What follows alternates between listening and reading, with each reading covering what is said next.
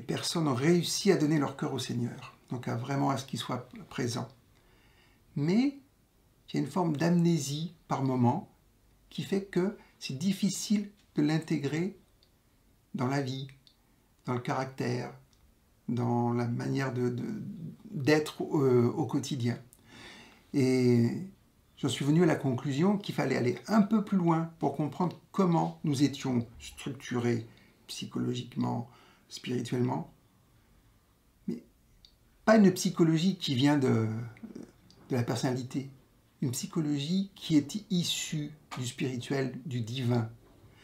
Et à quoi riment toutes nos tendances, à quoi riment nos organes, à quoi rime tout ce qui nous constitue dans le propos, par rapport au propos spirituel, mais évidemment à vivre dans le quotidien.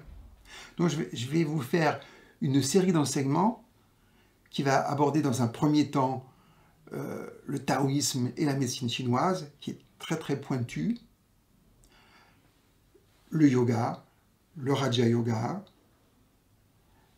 les mystiques, qu'ils soient chrétiens ou soufis, qui ont été aussi très très loin dans la connaissance de l'individu.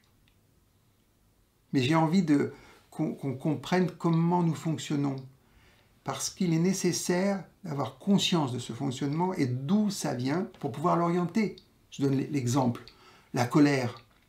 La colère, c'est un sentiment qui est quand même pas très apprécié en général. Mais c'est une énergie, d'après les maîtres, qui est extraordinaire, qui permet d'aller à Dieu. Donc il faut orienter cette énergie vers Dieu, et c'est une aide extraordinaire pour aller vers Dieu. Donc c'est un feu qui peut nous élever. Mais si on tourne la colère vers nous-mêmes ou vers les autres, ça devient négatif. Donc j'aimerais qu'on comprenne comment nous avons été constitués et comment nous pouvons utiliser ce qui nous a constitués à travers différentes traditions. Il y en a d'autres, mais c'est là, il y a une convergence et une complémentarité. Donc par exemple, là on va aborder le taoïsme, c'est intéressant, il n'y a pas de notion de Dieu. C'est le vide. Le cœur, c'est le vide médian. On va vers le vide médian. Bon, mais c'est une expression absolue de Dieu qu'ils expriment. Donc ça va permettre aussi d'avoir des visions, des décalages, aussi pour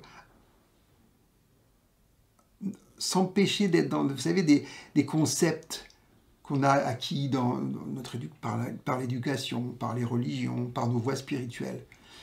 Mais je me suis rendu compte, et ça c'est une merveille, c'est que toutes les traditions, toutes les voies disent à peu près la même chose, mais mettent l'emphase plus ou moins sur certains aspects, ou mettent un vocabulaire différent.